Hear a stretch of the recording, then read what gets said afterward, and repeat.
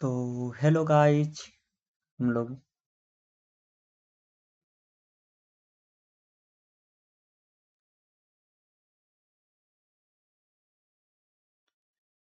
तो hello guys हम लोग का आज का जो टॉपिक है वो है रेसिप्रेटरी सिस्टम। क्या है रेसिप्रेटरी सिस्टम? जैसा कि आप स्क्रीन में देख रहे हैं, रेस्पिरेटरी सिस्टम क्या है? तो श्वसन तंत्र। श्वसन तंत्र में हम पढ़ेंगे कि आखिर हम सांस लेते क्यों हैं। हमारा जो श्वसन तंत्र में कौन कौन सा हिस्सा है शरीर का वो भाग लेता है, हम क्यों श्वसन करते हैं इसके बारे में हम देखेंगे। तो श्वसन तंत्र है आखिर क्या? तो श्वसन तंत्र है वो जो सांस लेने में जो अंग क्या करे, सहायता करे, उस अंग को क्या कहते हैं? श्वसन तंत्र, यानी रेस्पिरेटरी सिस्टम।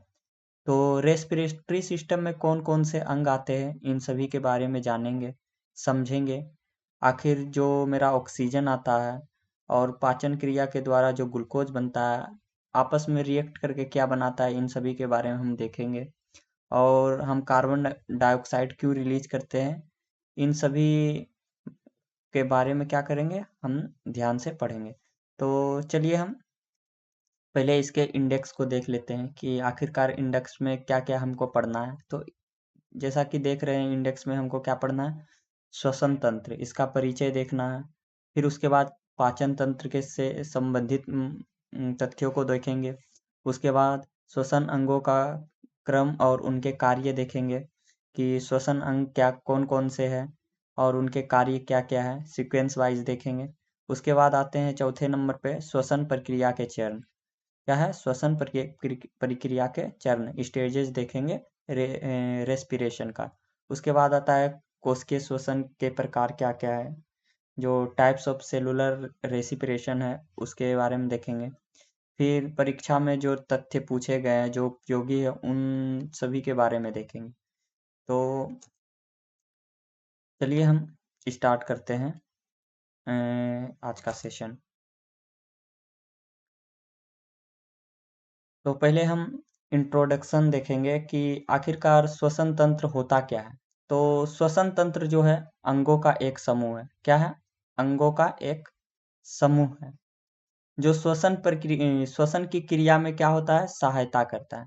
तो इसको अगर हम सिंपल भाषा में समझेंगे तो श्वसन तंत्र क्या है कि सांस लेने में शरीर का जो भी अंग सहायता करता है उसी को हम क्या कहते हैं? श्वसन तंत्र कहते हैं। तो इस तंत्र की मुख्य आवश्यकता जो है कि प्रत्येक जीव को जीवित रहने के लिए ऑक्सीजन की आवश्यकता होती है। क्या होता है कि जितने भी जीव जंतु है उन सभी जीव जंतु को क्या करना है? जीवित रहना है। तो जीवित रहने के लिए क्या जरूरत है? तो ऑक्सीजन जरूरत है। तो यही ऑक्सीजन को हम क्या करते हैं? ग्रहण करते हैं। तो ऑक्सीजन का मुख्य कार्य क्या है? अगर ऑक्सीजन की मुख्य कार्य देखें कि रेस्पिरेशन जो है वो सिस्टम में ऑक्सीजन का आखिर मुख्य कार्य है क्या? तो ऑक्सीजन का मुख्य कार्य है कि जो हम भोजन खाते हैं, भोजन को क्या करना? ऑक्सीडेशन करके क्या करना? हमारे शरीर को ऊर्जा देना। हमारे शरीर को ऊर्जा देना, इसी का काम क्या है? ऑक्सीजन का यही काम है हमारे शरीर में। तो इनके जो पार्ट है, इनके कौन कौन से अंग शामिल है उनके नाम यहाँ पे लिखे गए हैं। जैसे नाक है, ग्रसनी है जिसको फ्रिंक्स कहते हैं, स्वर यंत्र है लिरिंक्स कहते हैं, श्वास नली है जिसको हम ट्रेकिया कहते हैं, लंग्स है यानी फेफड़ा है, और डायाफ्राम है। तो इन सभी के बारे में हम देख रहे हैं। अब देखते हैं कि श्वसन की प्रक्रिया के द्वारा हमारे शरीर को ऊर्जा मिलती कैसे है। तो मिलती कैसे है? जैसे कि हम पहले भोजन खाते हैं, ठीक है। भोजन से हम लोग को क्या मिलता है? तो ग्लूकोज। ग्लूकोज क्या मिलता है? ग्लूकोज मिलता है। यही ग्लूकोज क्या होता है कि ऑक्सीजन के साथ रिएक्ट करके क्या देता है हम लोग को? ऊर्जा देता है और कार्बन डाइऑक्साइड देता है। तो कार्बन डाइऑक्साइड हमारे शरीर के लिए आवश्यक नहीं है, तो ये क्या करता है कि इसको बाहर निकाल देता है।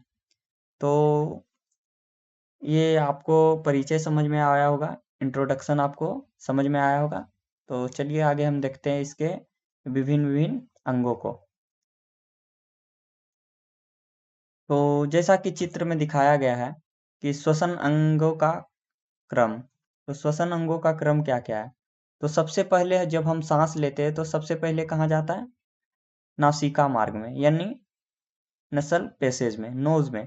उसके बाद वही जो हम लिए हैं, गैस लिए हैं, वायु लिए हैं, वो फिर कहाँ जाता है? फ्रिंक्स में, यानी ग्रसनी में। उसके बाद जाता है इपीग्लोटिस में। इपीग्लोटिस क्या होता है? एक गेट होता है, एक गेट होता है। उसके बाद कहाँ जाता है? तो स्वर यंत्र में जाता है। फिर श्वास नली यानी ट्रेकिया में जाता है। ट्रेकिया से कहाँ चला जाता है? तो ब्रोंकाई में चला जाता है। ये जो पार्ट आप देख रहे हैं, ये जो दो पार्ट है, इसको हम लोग क्या बोलते हैं? ब्रोंकाई बोलते हैं। फिर ब्रोंकाई से जो छोटे छोटे शाखाएं निकली है, उसको हम क्या बोलते हैं? ब्रोंकीओलस बोलते हैं। क्या बोलते हैं? ब्रोंकीओलस। ये फेफड़ों के अंदर आते हैं, तो ब्रोंकीओलस। और फेफड़ों के अंदर जो होता है, अंगूर जैसी संरचना होती है, गुब्बारे जैसी, उसको क्या बोलते हैं? तो कुपिका बोलते हैं, या अल्विओली बोलते हैं। अल्वेओली बोलते हैं या फिर कुपिका बोलते हैं। तो दिखा रहे हैं कि आखिरकार ये जो कुपिका होता है वो होता कैसा है। तो यही है कुपिका। तो ये अंगूर जैसी संरचना होती है, अंगूर जैसी संरचना। इसकी संरचना कैसी होती है? तो अंगूर के जैसी होती है संरचना। ये है पूरा फेफड़ों का हिस्सा है। देखिए ब्रोंकीओलस यही है कि ब्रोंकाई से जो छोटी छोटी शाखाएं निकली है, इसी को हम क्या बोलते हैं? ब्रोंकीओलस। और उसके नीचे जो ये पार्ट दिख रहा है, इसको हम क्या बोलते हैं? तो डायाफ्राम बोलते हैं। क्या बोलते हैं? डायाफ्राम। जब हम सांस लेते हैं तो डायाफ्राम क्या होता है? नीचे जाता है। जब हम सांस छोड़ते हैं तो डायाफ्राम क्या होता है? ऊपर जाता है।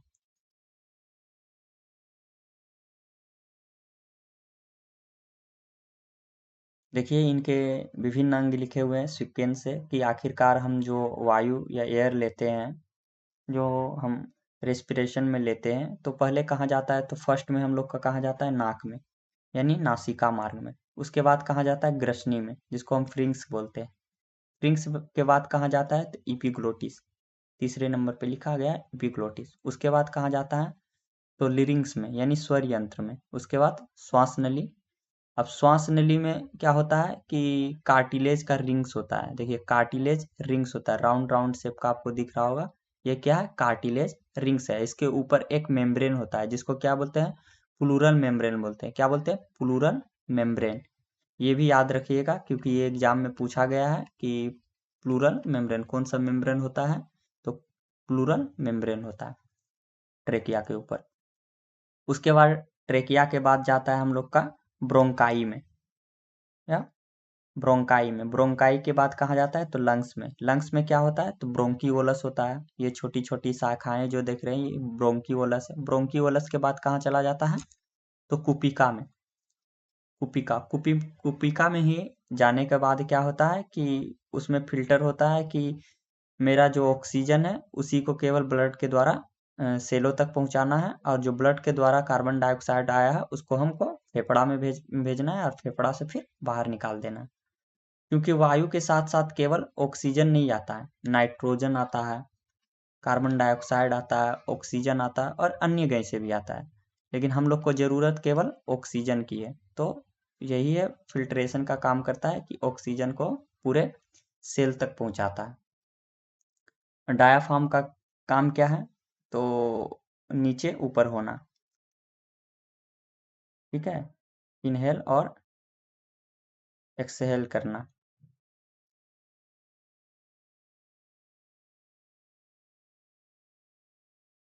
तो अब एक एक करके सारे अंगों को पढ़ेंगे।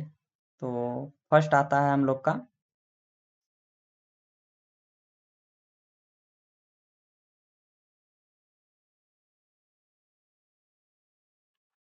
फर्स्ट आता है नासिका मार्ग। नासिका मार्ग यानी नोज। तो नोज क्या है? नासिका मार्ग जो है श्वसन का एक प्रथम अंग है, फर्स्ट अंग है, जैसा कि मैंने बताया। इसके प्रमुख कार्य है, तो इसके प्रमुख कार्य कौन कौन से है? तो सूंघना। क्या करना? सूंघना इसका प्रमुख कार्य है। फिर इनमें जो होते हैं छोटे छोटे बाल होते हैं, जिनकी सहायता से क्या होता है? धूलकण धूल कणों को क्या करते हैं, रोकते हैं। जो नाक में छोटे छोटे क्या होते हैं, बाल होते हैं, उन वो बाल क्या करते हैं, तो धूल कणों को क्या करते हैं, रोकते हैं। फिर हवा को फिल्टर करने का भी कार्य यही करता है। इसमें क्या होता है, तो म्यूकस मेम्ब्रेन होता है।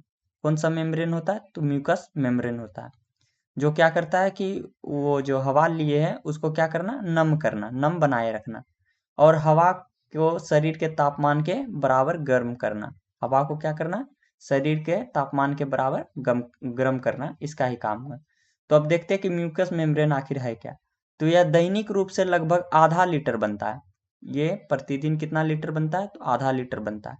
इसका कार्य क्या है, तो धूल कणों और बैक्टीरिया को अपने साथ चिपकाना। धूल कणों और बैक्टीरिया को क्या करना, अपने साथ चिपकाना, ताकि वे फेफड़े तक ना पहुंचे। ताकि वो क्या हो, फेफड़े तक ना पहुंचे। अगर फेफड़ा तक पहुंचता है तो फेफड़ा क्या हो जाएगा, डैमेज हो जाएगा। तो यही म्यूकस म्यूकस मेम्ब्रेन का काम है, क्या कि धूल जो आया है, बैक्टीरिया आया, उसको क्या करना, चिपकाना। अब आते हैं हम लोग ग्रसनी और इपिग्लोटिस के बारे में देखते हैं। फ्रिंक्स और इपिग्लोटिस, फ्रिंक्स और इपिग्लोटिस के बारे में देखते हैं। तो फ्रिंक्स है क्या, तो यह पाचन तंत्र, ये क्या है, पाचन तंत्र और श्वसन तंत्र, यानी कि डाइजेस्टिव सिस्टम और रेस्पिरेटरी सिस्टम दोनों का सामान्य भाग है। एक सामान्य भाग कौन सा है, तो यही है फ्रिंक्स। फ्रिंक्स एक समान भाग है, यानी दोनों में होता है, डाइजेस्टिव सिस्टम में भी होता है और श्वसन तंत्र में भी होता है। उसके बाद आता है इपिग्लोटिस। इसके बारे में, इपिग्लोटिस, तो इपिग्लोटिस क्या होता है, एक दरवाजा होता है, एक दरवाजा होता है, एक ढक्कन होता है, या एक ढक्कन के समान भाल्व होता है। क्या होता है, एक ढक्कन के समान भाल्व होता है, जिसका मुख्य कार्य क्या होता है, भोजन को निगलते समय क्या करना, ट्रेकिया में जाने से रोकना। जब हम भोजन खाते हैं तो उस भोजन को क्या करना, ट्रेकिया में नहीं जाने देना। ये किसका काम है, तो इपिग्लोटिस का काम है। किसका काम है, इपिग्लोटिस का काम है।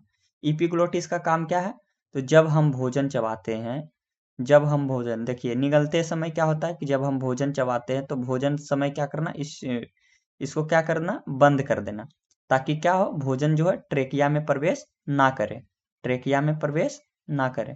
ठीक है। और श्वसन के समय क्या करते हैं, ये खुला रहता है, इपिग्लोटिस खुला रहता है, और निगलते समय इपिग्लोटिस क्या होता है, बंद होता है। ये बात भी रखिएगा कि निगलते समय क्या होता है, इपिग्लोटिस बंद होता है, और श्वसन के समय क्या होता है, इपिग्लोटिस खुला होता है। उसके बाद आते हैं मेरा चौथा भाग जो है, लिरिंग्स यानी स्वर यंत्र। स्वर यंत्र जो है ग्रसनी और ट्रेकिया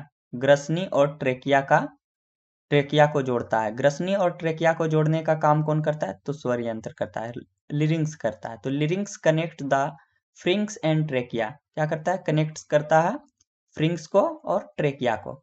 इसका अगर मुख्य कार्य की बात करें तो क्या करना, ध्वनि उत्पन्न करना, साउंड को उत्पन्न करना। इसका मुख्य कार्य क्या है, साउंड को उत्पन्न करना,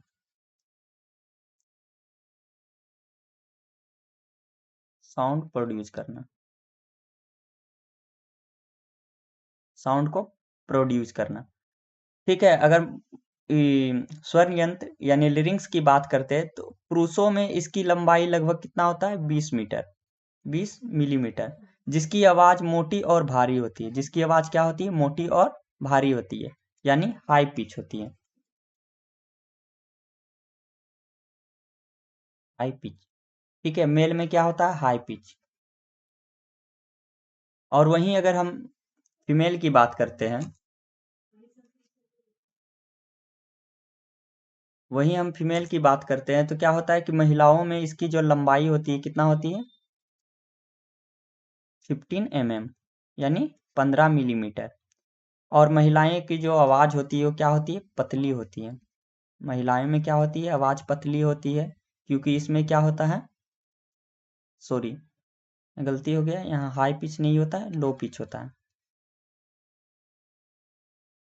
लो पिच। वही महिलाएं में बात करते हैं तो क्या होता है, हाई पिच होता है।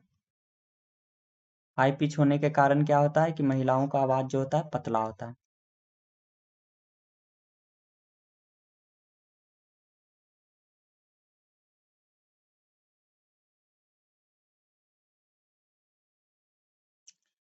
ये जो निकला हुआ है इसी को हम लोग क्या बोलते हैं, वोकल कॉर्ड बोलते हैं। क्या बोलते हैं, वोकल कॉर्ड, जिसको हम अन्य नाम से जानते हैं एडम्स एप्पल, एडम्स एप्पल के भी नाम से जानते हैं।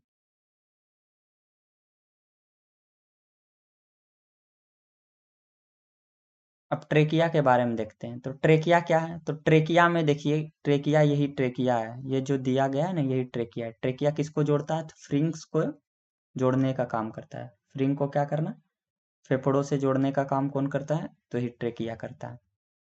तो ट्रेकिया में जो होता है कार्टिलेज होता है, उपास्थि होता है। तो कितने कार्टिलेज होते हैं, लगभग 16 से 20 छल्ले होते हैं। ये जो दिख रहा है गोल गोल राउंड राउंड शेप का जो दिख रहा है, यही क्या है, छल्ले है। कितना होते हैं, 16 से 20 छल्ले होते हैं। 16 से 20 छल्ले होते हैं।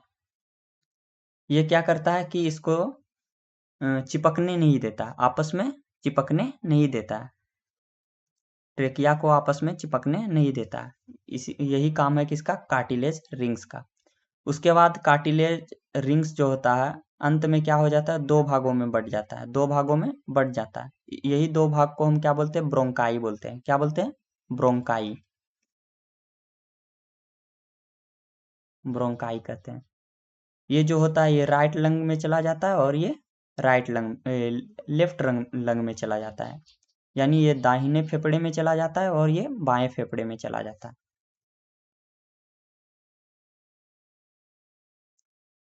तो ये छल्ले का काम क्या है, तो ये छल्ले श्वास नली को सिकुड़ने और चिपकने से क्या करता है, बचाता है। सिकुड़ने और चिपकने से बचाता है, ताकि हवा का आवागमन क्या हो, सुचारू रूप से हो सके। हवा क्या आ जा सके आसानी से, हवा क्या हो जाए, आ जा सके आसानी से।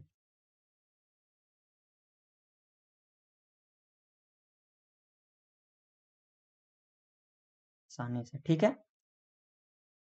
उसके बाद नीचे क्या लिखा हुआ है कि ये आगे चलकर दो भागों में बढ़ जाती है। जैसा कि मैंने बताया कि ये क्या होता है, दो भागों में बढ़ जाता है, जिसको हम क्या बोलते हैं, ब्रोंकाई बोलते हैं।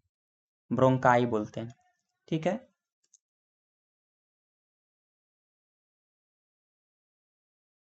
अब हम देखते हैं लंग्स के बारे में। तो लंग्स क्या है, तो फेफड़े मुख्य श्वसन अंग है। जो मुख्य अगर श्वसन अंग की बात करें तो कौन है, फेफड़ा। फेफड़ा मुख्य श्वसन अंग है। ये इनके जो पार्ट होते हैं वो दो होते हैं, एक दाहिना फेफड़ा होता है, एक बायां फेफड़ा होता है। तो दाहिने फेफड़े की अगर बात की जाए तो इसमें 3 लोब्स होता है। कितना होता है, 3 लोब्स। और इस बाएं में बात की जाए तो कितने लोब्स होते हैं, 2 लोब्स। 3 लोब्स के कारण क्या होता है, ये भारी होता है, और 2 लोब्स के कारण क्या होता है, ये हल्का होता है। तो जैसा कि यहाँ लिखा है कि दाहिने फेफड़ा यानी राइट लंग बाएं फेफड़े से थोड़ा बड़ा और भारी होता है। थोड़ा क्या होता है, बड़ा होता है और भारी होता है। तथा इसमें 3 लोब्स होते हैं। कितने लोब्स होते हैं, तो 3 लोब्स होते हैं। वहीं बायां फेफड़ा की बात करते हैं तो हृदय की बाईं ओर स्थित होने के कारण यह छोटा होता है, तथा इसमें 2 लोब्स होते हैं। इसमें कितने लोब्स होते हैं, तो 2 लोब्स होते हैं। वहीं ब्रोंकाई क्या होता है, तो ब्रोंकाई आगे विभाजित होकर ब्रोंकियोलस बनाती है। क्या बनाती है, ब्रोंकियोलस। जैसा कि ये देख पा रहे होंगे, छोटे छोटे छोटे छोटे शाखाओं में क्या हो रहे हैं, बढ़ जा रहे हैं। ब्रोंकाई क्या हो रहे हैं, आगे चल के छोटी छोटी शाखाओं में बढ़ जा रहे हैं। तो यही छोटी शाखाओं में जो बढ़ रहे हैं उसी को हमको क्या बोलते हैं, ब्रोंकियोलस बोलते हैं। क्या बोलते हैं, ब्रोंकियोलस। जिनके सिरे क्या होता है, जिनके सिरे अंगूर के गुच्छे की तरह दिखाई देते हैं। कैसे दिखाई देते हैं, अंगूर के गुच्छे की तरह दिखाई देते हैं। इसी को हम लोग क्या बोलते हैं, तो कुपिका बोलते हैं। क्या बोलते हैं, कुपिका, या अल्बे ओली कहते हैं। अल्बेओली, अल्बेओली या कुपिका कहते हैं। ये कैसा दिखता है, तो अंगूर के समान।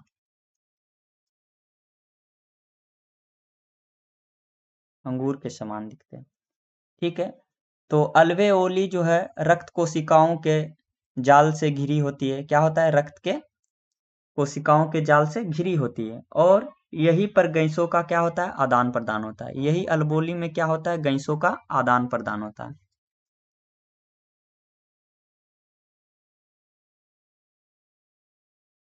क्या होता है, गैसों का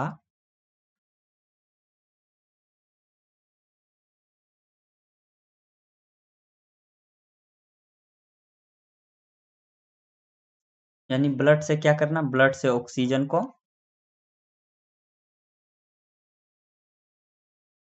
O2 को लेना, ब्लड से क्या करना, CO2 को लेना, और जो हम हवा लिए और उस हवा को क्या करना, उससे ऑक्सीजन को ब्लड के माध्यम से सेल तक पहुंचाना। कहाँ तक पहुंचाना, सेल तक पहुंचाना। ये काम क्या है, तो अल्वेओली का काम है। वहीं अब हम अगर डायाफ्राम की बात करते हैं तो डायाफ्राम क्या है, ये फेफड़ों को आधार प्रदान करता है। क्या करता है, फेफड़ों को बेस बेस जो है प्रोवाइड कराने का काम कौन करता है, तो यही डायाफ्राम कराता है, यही डायाफ्राम कराता है। ठीक, तो जब क्या होता है, डायाफ्राम ऊपर उठता है तो सांस छोड़ी जाती है। जब क्या होता है, डायाफ्राम ऊपर उठता है तो सांस छोड़ी जाती है।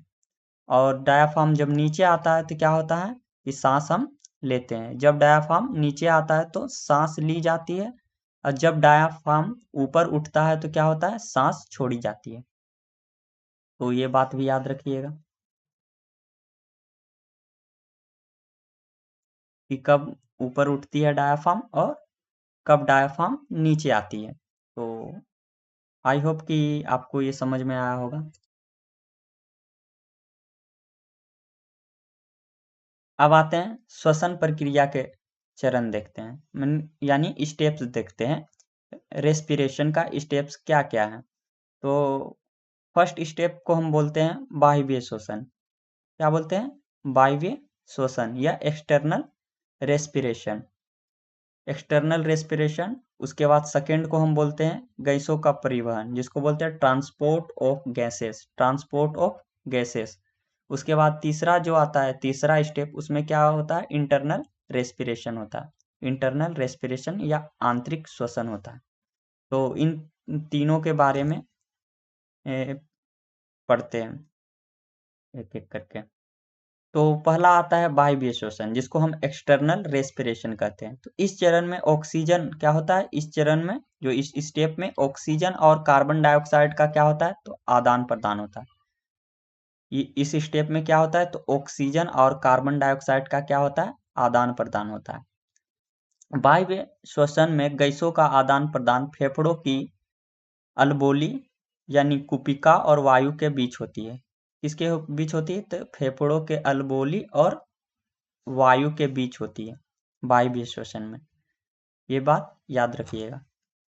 उसके बाद आते हैं कि सांस के दौरान गैसों का प्रतिशत। अगर सांस के दौरान हम गैसों की प्रतिशत की बात की जाए तो जब हम सांस लेते हैं ना, जब हम इनहेल करते हैं एयर को, तो क्या होता है कि उसमें गैस का जो प्रतिशत होता है कितना कितना होता है, तो हम नाइट्रोजन को जो इनहेल करते हैं कितना करते हैं, 78.5% करते हैं। वहीं ऑक्सीजन की बात करते हैं तो 21% और कार्बन डाइऑक्साइड 0.5% करते हैं।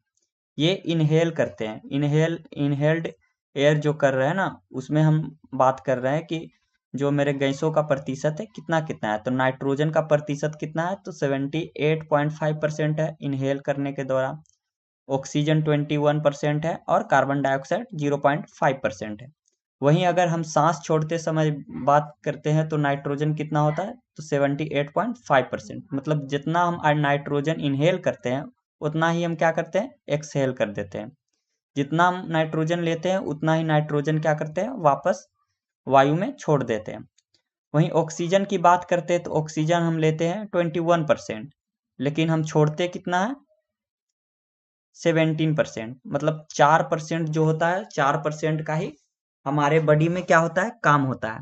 बाकी जो 17% है इसको क्या करते हैं, वायु में दोबारा भेज देते हैं। वहीं कार्बन डाइऑक्साइड की बात करते हैं तो 4% बाहर छोड़ते हैं। हमारे शरीर से कार्बन डाइऑक्साइड कितना परसेंट निकलता है, तो 4% निकलता है।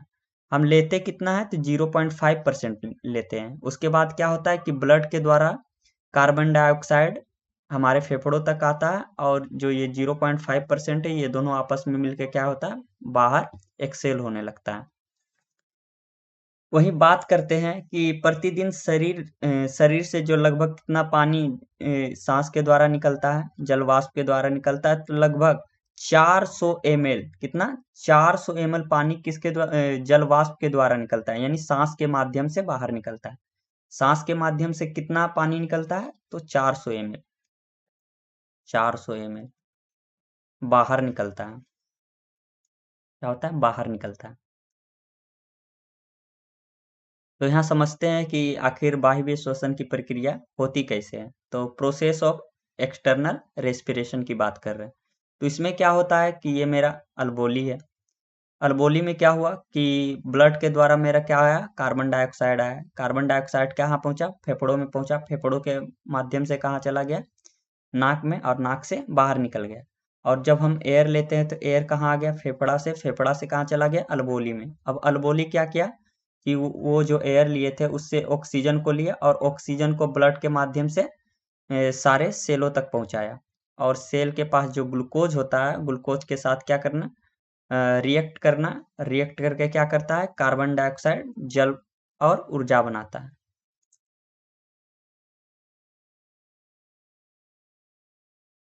वही हम वायवीय श्वसन वह प्रक्रिया है। वायवीय श्वसन कैसी प्रक्रिया है, वह प्रक्रिया है जिसमें हम हवा से क्या करते हैं, ऑक्सीजन लेते हैं और कार्बन डाइऑक्साइड छोड़ते हैं। तो ये बात याद रखिएगा कि वायवीय श्वसन में क्या होता है कि हम हवा से ऑक्सीजन लेते हैं और हवा में कार्बन डाइऑक्साइड छोड़ते हैं। उसके बाद आते हैं दूसरा स्टेप। दूसरा स्टेप में क्या होता है, तो ट्रांसपोर्ट ऑफ गैसेस, गैसों का परिवहन होता है। तो इस स्टेप में क्या होता है, ऑक्सीजन जो है फेफड़ों से कोशिकाओं तक पहुंचता है। फेफड़ों से कहाँ पहुंचता है, कोशिकाओं तक कौन पहुंचता है, तो ऑक्सीजन, O2। और कार्बन डाइऑक्साइड, जो कार्बन डाइऑक्साइड होता है CO2, वो क्या होता है, कोशिकाओं से फेफड़ों तक पहुंचता है। क्या होता है, कोशिकाओं से फेफड़ों तक कौन पहुंचता है, तो कार्बन डाइऑक्साइड। और फेफड़ों से कोशिकाओं तक कौन पहुंचता है, तो ऑक्सीजन। लंग्स से कहाँ तक, तो सेल तक क्या पहुंचता है, तो O2। और सेल से लंग्स तक क्या पहुंचता है, तो CO2। ये बात याद रखिएगा। वहीं रक्त में उपस्थित हीमोग्लोबिन ऑक्सीजन के साथ मिलकर क्या बनाता है, ऑक्सी हीमोग्लोबिन बनाता है। क्या बनाता है, oxy haemoglobin. Oxy haemoglobin, oxy haemoglobin बनाता है। क्या करता है कि रक्त में उपस्थित जो हीमोग्लोबिन होता है ऑक्सीजन के साथ मिलकर क्या बनाता है, ऑक्सी हीमोग्लोबिन का निर्माण करता है। और इसे क्या करता है, कोशिकाओं तक क्या करता है, पहुंचाता है और ऑक्सीजन मुक्त करता है। और क्या करता है, ऑक्सीजन मुक्त करता है वहां पे। तो यहाँ पे जो स्ट्रक्चर दिखाया गया है, स्ट्रक्चर के माध्यम से समझते हैं क्या हो रहा है कि फेफड़ों से ऑक्सीजन ले रहे हैं। अब उस ऑक्सीजन को क्या कर रहे हैं, तो आरबीसी को दे रहे हैं, रेड ब्लड सेल को। वो रेड ब्लड सेल क्या कर दे रहा है कि उसमें उपस्थित जो हीमोग्लोबिन है उसके साथ क्या कर रहा है, रिएक्ट करके क्या बना दे रहा है, ऑक्सी हीमोग्लोबिन। फिर वो ऑक्सी हीमोग्लोबिन कहाँ चला जा रहा है, तो कोशिकाओं में चला जा रहा है। कहाँ, तो कोशिकाओं में चला जा रहा है। तो आई होप कि आपको ये स्ट्रक्चर समझ में आया होगा कि स्ट्रक्चर में क्या हो रहा है कि फेफड़ों से हम ऑक्सीजन ले रहे हैं, ऑक्सीजन को फिर कहाँ भेज दे रहे हैं, तो आरबीसी में भेज दे रहे हैं। आरबीसी में मौजूद क्या होता है, हीमोग्लोबिन। हीमोग्लोबिन उस ऑक्सीजन के साथ रिएक्ट करके क्या बना दे रहा है, ऑक्सी हीमोग्लोबिन। और ऑक्सी हीमोग्लोबिन फिर कहाँ चला जा रहा है, तो सेल्स में, यानी कोशिकाओं में। तो कोशिकाओं में ऑक्सी हीमोग्लोबिन टूटकर ऑक्सीजन मुक्त करता है, जिससे कोशिकाएं ऊर्जा उत्पन्न करती है। क्या उत्पन्न करती है, ऊर्जा उत्पन्न करती है, एनर्जी, एनर्जी उत्पन्न करती है। वहीं हम इसके दूसरे भाग की बात करते हैं तो क्या होता है, कार्बन डाइऑक्साइड का परिवहन। क्या देख रहे हैं, कार्बन डाइऑक्साइड का परिवहन। तो कार्बन डाइऑक्साइड का परिवहन आखिर होता कैसे है? तो कार्बन डाइऑक्साइड का परिवहन निम्नलिखित 3 माध्यमों से होता है। कितने माध्यमों से होता है? 3 माध्यमों। क्या होता है कि हीमोग्लोबिन के द्वारा जो होता है ना कार्बन डाइऑक्साइड मिलकर क्या बनाता है? तो कार्बोमिनो हीमोग्लोबिन बनाता है। कार्बोमिनो हीमोग्लोबिन बनाता है, जो कि कितना परसेंट होता है? तो 10 से 20% होता है। वहीं अगर प्लाज्मा द्वारा बात करते हैं तो कितना होता है? 7%। और पाइकार्बोनेट आयनों द्वारा अगर बात करते हैं तो कितना होता है? 70%। बाइकार्बोनेट द्वारा 70%, प्लाज्मा द्वारा 7% और हीमोग्लोबिन द्वारा 10 से 20%। तो वही टोटल मिलकर क्या हो जाता है कि इनहेल करते हैं हम 0.5%, और जब एक्सेल करने का पारी आता है तो कितना हो जाता है? 4%। 4%।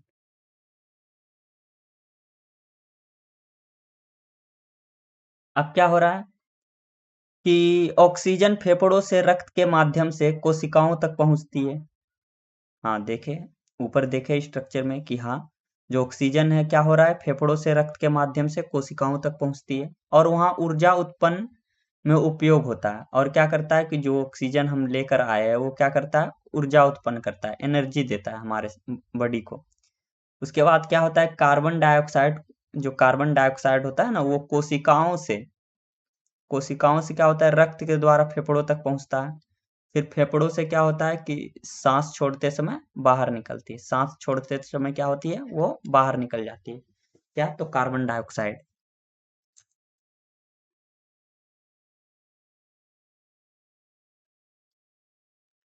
अब आते हैं इंटरनल रेस्पिरेशन, यानी आंतरिक श्वसन। आंतरिक श्वसन को ही हम कोशिकीय श्वसन बोलते हैं। इसी को क्या बोलते हैं? सेलु सेलुलर सेलुलर सेलुलर रेस्पिरेशन। इसी को हम क्या बोलते हैं? सेलुलर रेस्पिरेशन, इंटरनल रेस्पिरेशन को। यह प्रक्रिया कोशिका के अंदर होती है। कहाँ होती है? तो कोशिका के अंदर होती है, जहाँ भोजन जो है, ग्लूकोज, जो भोजन छोटी छोटी सरल मॉलिक्यूल में टूट कर क्या बनाता है? ग्लूकोज। ग्लूकोज का ऑक्सीजन की सहायता से क्या हो जाना? ऑक्सीडेशन होना। और ऑक्सीडेशन होकर क्या बनाना? कार्बन डाइऑक्साइड, जल और एनर्जी का निर्माण करना। तो यहाँ पे दिखाया गया स्ट्रक्चर में क्या हो रहा है कि जो हम भोजन खा रहे हैं, भोजन से ग्लूकोज मिल रहा है। उस ग्लूकोज के साथ क्या कर रहा है? ऑक्सीजन रिएक्ट कर रहा है। कोशिकाओं के अंदर है की बात है कि कोशिकाओं के अंदर क्या हो रहा है कि ग्लूकोज जो मौजूद है, वो ग्लूकोज क्या कर रहा है? ऑक्सीजन के साथ रिएक्ट करके क्या बना दे रहा है? कार्बन डाइऑक्साइड, जल और ऊर्जा। ऊर्जा किसके रूप में बना रहा है? तो एटीपी के रूप में। एटीपी के रूप में ऊर्जा बना दे रहा है। तो इस ऊर्जा की इकाई है क्या है? उसको एटीपी कहते हैं।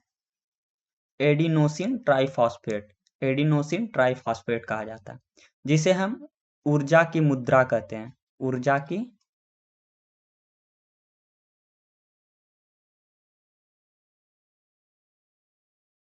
मुद्रा इसको कहते हैं। तो एटीपी को एटीपी को अब क्या होता है कि कोशिकीय श्वसन जो होता है ना, उसके दो प्रकार होते हैं। एक होता है एरोबिक, एक होता है एनएरोबिक। एक होता है एरोबिक, एक होता है एनोरोबिक, जिसको हम बोलते हैं वायवीय श्वसन और दूसरे को बोलते हैं अवायवीय श्वसन। तो इन दोनों के बारे में हम देखते हैं।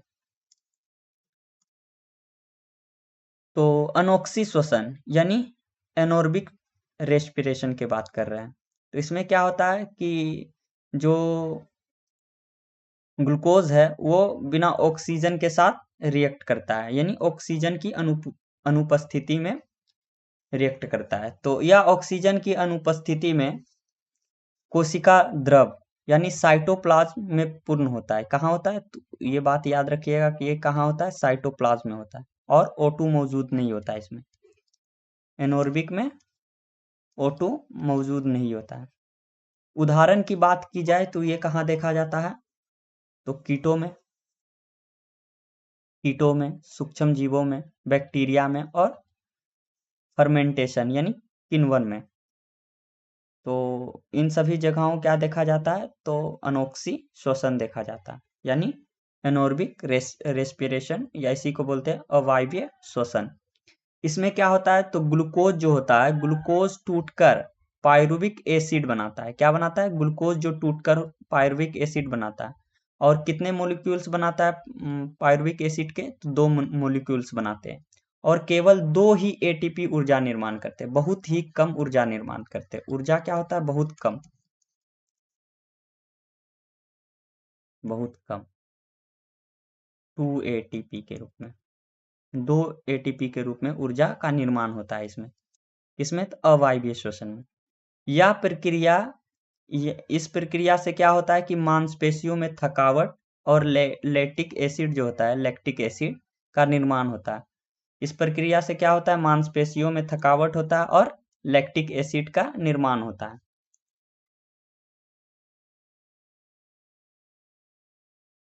एग्जाम्पल की बात करते हैं कि आखिरकार अवायवीय श्वसन होता कहाँ है, तो कहाँ होता है, कीट में, सूक्ष्म जीव में, बैक्टीरिया में और किण्वन प्रक्रिया में, फर्मेंटेशन में।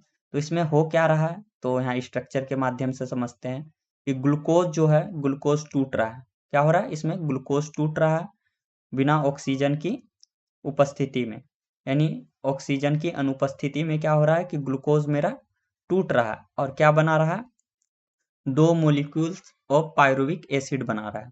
और प्लस क्या हो रहा है कि 2 एटीपी ऊर्जा उत्पन्न कर रहा है, जो कि बहुत कम है। क्या है, कम ऊर्जा है। तो अवायवीय श्वसन में क्या होता है कि ऑक्सीजन की अनुपस्थिति में होता है। इसमें ग्लूकोज टूटकर पायरुविक एसिड निर्माण करता है, जो कि 2 मॉलिक्यूल्स होता है जिनमें, और बहुत ही कम ऊर्जा उत्पन्न करती है। तो कितना, तो 2 एटीपी के रूप में ऊर्जा उत्पन्न करती है। अनोक्सी श्वसन में ऑक्सीजन की आवश्यकता नहीं होती है, ऑक्सीजन की आवश्यकता नहीं होती है। इसमें बहुत कम ऊर्जा क्या होती है, प्राप्त होती है, बहुत ही कम ऊर्जा प्राप्त होती है। यह प्रक्रिया अल्पकालिक ऊर्जा देती है। क्या देती है, अल्पकालिक शॉर्ट टर्म एनर्जी देती है, लेकिन लंबे समय तक ऊर्जा प्रदान नहीं कर सकती। लेकिन लंबे समय तक ये क्या कर सकती है, ऊर्जा प्रदान नहीं कर सकती है।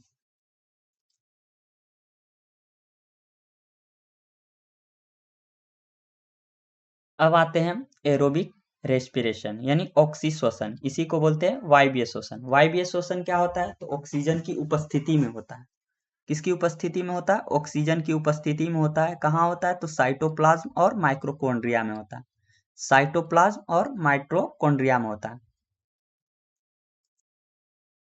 इसमें ग्लूकोज का पूरी तरह से क्या हो जाना, ऑक्सीकरण होना, जिससे कार्बन डाइऑक्साइड बनता है, जल बनता है और उच्च मात्रा में ऊर्जा प्राप्त होती है। काफी हाई अमाउंट में एनर्जी रिलीज होती है इसमें। इस प्रक्रिया से कुल लगभग कितनी एनर्जी बनती है, तो 38 एटीपी ऊर्जा बनती है। कितना, 38 एटीपी ऊर्जा मिलती है, यानी बहुत ज्यादा ऊर्जा मिलती है, लार्ज अमाउंट में। अगर एग्जाम्पल की बात करते हैं कि वायवीय श्वसन होता किन में है, तो मनुष्य में होता है, गाय में होता है, कुत्ता में होता है, पक्षी में होता है, पौधे में होता है, मछली में होता है। इन सभी में कौन सा श्वसन होता है, तो एरोबिक यानी वायवीय श्वसन होता है। ये सभी जीव ऑक्सीजन की उपस्थिति में ऊर्जा प्राप्त करते हैं। किसकी उपस्थिति में, तो ऑक्सीजन की उपस्थिति में ऊर्जा प्राप्त करते हैं।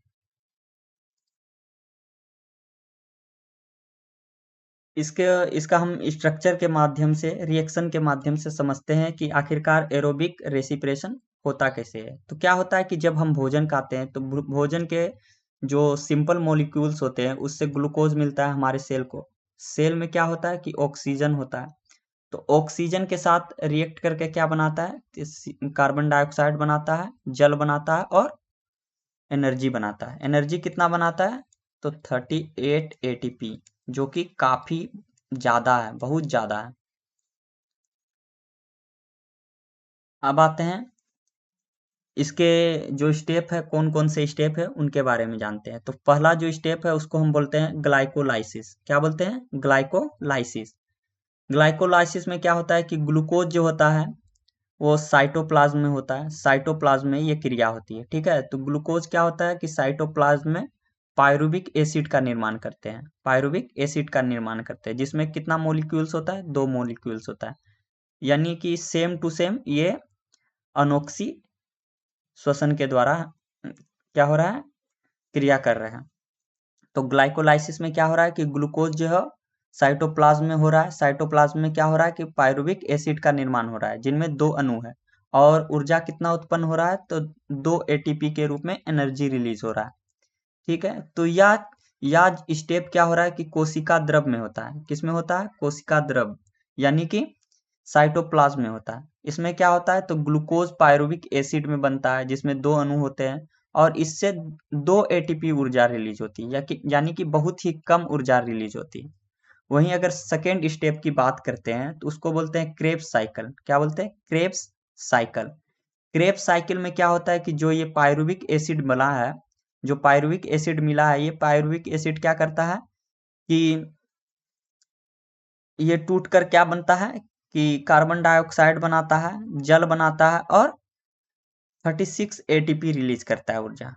क्या करता है, इसमें क्या होता है कि जो पायरुविक एसिड है, जो 2 मोलिक्यूल्स है पायरुविक एसिड का, वो क्या हो रहा है कि टूट कर क्या बना रहा है, कार्बन डाइऑक्साइड, जल, और 36 एटीपी, दोनों मिलके कितना हो जा रहा है, तो 2 एटीपी ऊर्जा ग्लाइकोलाइसिस से मिला, और 36 एटीपी क्रेब्स साइकिल से मिला। तो टोटल जो एनर्जी मिलता है एरोबिक एरोबिक रेस्पिरेशन में, तो कितना मिलता है, 38 एटीपी।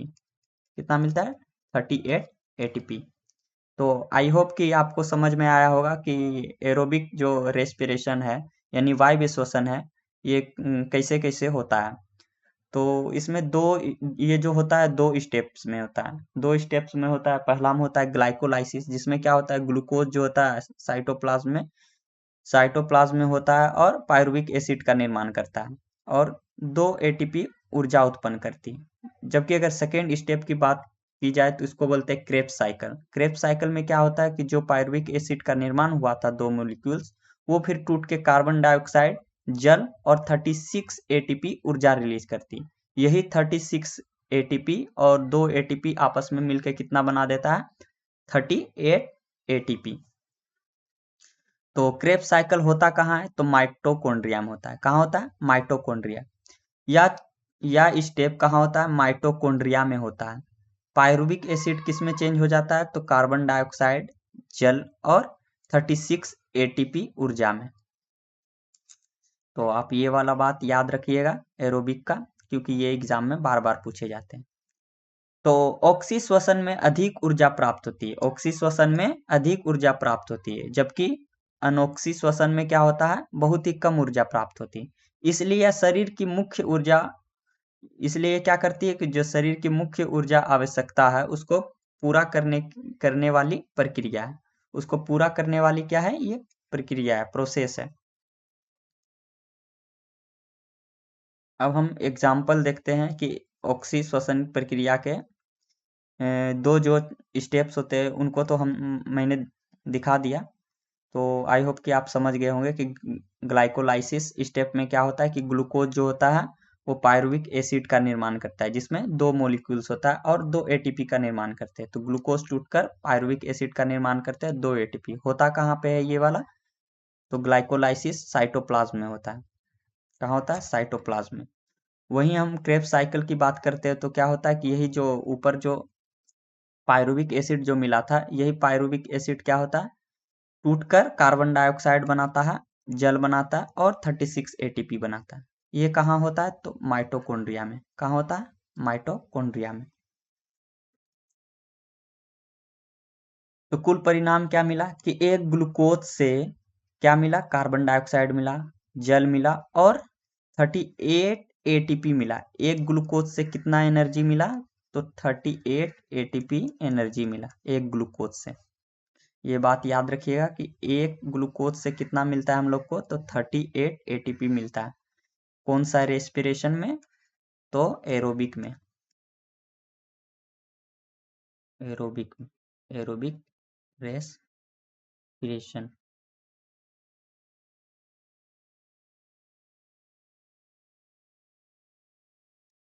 अब एग्जाम्पल देखते हैं कि वायवीय श्वसन का एग्जाम्पल क्या है, एरोबिक रेस्पिरेशन का एग्जाम्पल क्या है। तो एग्जाम्पल है मनुष्य, गाय, कुत्ता, पक्षी, मछली, पौधे, ईस्ट और कुछ बैक्टीरिया। तो इन सभी जीवों में क्या होता है, ऑक्सीजन की उपस्थिति में भोजन का जो होता है कंप्लीट ऑक्सीडेशन होता है। भोजन का क्या होता है, कंप्लीट ऑक्सीडेशन होता है। ठीक है, जिससे क्या होता है कि अधिक ऊर्जा मिलती है। कितनी मिलती है, अधिक ऊर्जा, लार्ज अमाउंट में ऊर्जा मिलती है। 38 एटीपी ऊर्जा मिलती है एक ग्लूकोज से। अब इसके कुछ तथ्य देखते हैं, फैक्ट देखते हैं। तो क्या होता है कि दायां फेफड़ा जो होता है बाएं फेफड़े से बड़ा और भारी होता है, जबकि बायां फेफड़ा हल्का होता है। एडम्स एप्पल की बात की जाए तो एडम्स एप्पल जो है लिरिंग्स का भाग है। किसका भाग है, लिरिंग्स का। श्वसन के दौरान क्या होता है कि नाइट्रोजन गैस की मात्रा जो है उसमें कोई परिवर्तन नहीं होता है। जितना हम नाइट्रोजन लेते हैं यानी 78.5% नाइट्रोजन इनहेल कर रहे हैं, तो एक्सेल कितना करेंगे, तो एक्सेल भी 78.5% ही एक्सेल करेंगे। उसके बाद आते हैं सांस लेने का सबसे स्वस्थ तरीका क्या है, नाक से। हम लोग को नाक से सांस लेना चाहिए, मुंह से नहीं लेना चाहिए, मुंह से नहीं लेना चाहिए सांस। उसके बाद मनुष्य के सांस लेने की औसत दर की बात की जाए, एवरेज रेट की बात की जाए कि सांस लेने का एवरेज रेट कितना है मनुष्य में, तो 12 से 16 बार प्रति मिनट। 1 मिनट में 12 से 16 बार क्या लेना है, 1 मिनट में सांस लेते हैं। एवरेज रेट कितनी है सांस लेने की, तो 12 से 16 बार प्रति मिनट। वहीं श्वसन तंत्र में क्या होता है कि ऑक्सीजन जो है का क्या होता है, अवागमन होता है और हीमोग्लोबिन के कारण संभव होता है। किसके कारण संभव होता है, तो हीमोग्लोबिन के कारण। यही हीमोग्लोबिन क्या करता है, तो पूरे सेल तक ऑक्सीजन को पहुंचाता है। एरोबिक श्वसन में बात की जाए तो एरोबिक श्वसन में क्या होता है, ऑक्सीजन की उपस्थिति होती है, जबकि एनोरोबिक श्वसन में क्या होता है, ऑक्सीजन की अनुपस्थिति होती है। एरोबिक में क्या होता है, ऑक्सीजन होता है, जबकि एन एनोरोबिक में क्या होता है, O2 की उपस्थिति नहीं होती। ये बात भी आप ध्यान में रखिएगा। तो आज के लिए इतना ही। आई होप कि आपको समझ में आया होगा। आप 2 से 4 बार वीडियो को देखिएगा ताकि आपके माइंड में क्या हो जाए कि हर पिक्चर वगैरह जो भी हम स्ट्रक्चर बताएं, जो भी फॉर्मूले बताए, वो आपके दिमाग माइंड में क्या हो जाए, सेव हो जाए। तो आप वीडियो को बार बार देखिएगा, बार बार रिवीजन कीजिएगा, तो आपको याद हो जाएंगे। इससे बाहर क्वेश्चन नहीं आएगा। आप इसको बार बार देखिए, बार बार पढ़िए। अगर आपको ये वीडियो अच्छी लगी तो आप मेरे वीडियो को लाइक, शेयर और सब्सक्राइब जरूर कीजिएगा। तो आज के लिए इतना ही, धन्यवाद।